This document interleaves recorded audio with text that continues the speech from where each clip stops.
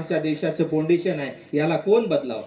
पहिले आम्ही बदलले पाहिजे, आम्ही त्याला चांगल्या मार्गाला लावले पाहिजे. बाबाजी एका चांगल्या मार्गाला लागले, आज लाखो लोक बदलले आहे ना.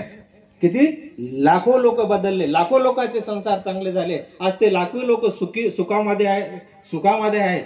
मग बाबा इतकं तर आपल्याला होत नाही, मला बी होत नाही. मग बाबा इतकं नाही होत तर नाही होत, मग आम्हाला आमच्या पुरतं करता येत नाही का? आमच्या संसारापुरतं करायला ना. आमचा संसार तर आम्ही सुधरू की जास्त नाही येत नाही, आम्ही आमच्या मुलापुरतं तर आम्ही केलं पाहिजे.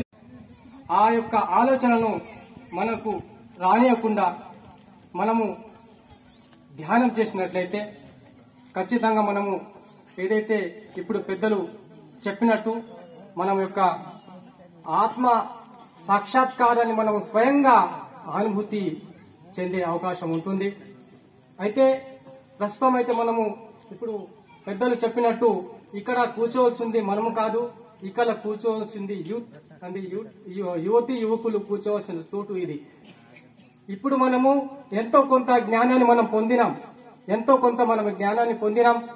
కానీ ఈ యొక్క జ్ఞానాన్ని మన యొక్క చిరంజీవులకు, మన యొక్క పిల్లలకు ఇవ్వాల్సిన బాధ్యత మనపై ఉంది.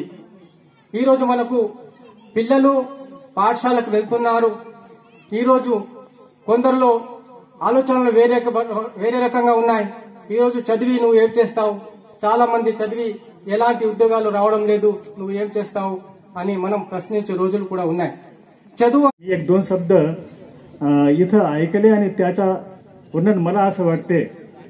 करोडो वर्षापूर्वी म्हणजे पृथ्वी जेव्हा जन्म घेतले, पृथ्वीने जेव्हा जन्म घेतले, या पृथ्वीवर जेव्हा जीव उत्पन्न झाला तेव्हापासून जर विचार करत आले आपण, म्हणजे आपण माणूस आहोत, माणसाने जन्म घेतला, परंतु तेव्हापासून विचार करू शकते हे माणूस. कारण पृथ्वीवर अनेक प्रकारचे मंदिर आहेत, मंदिर पाडले गेले, मंदिर बांधले गेले, काही जागेवर अनेक रकाचे अलग अलग पद्धतीचे समुद्र आहेत.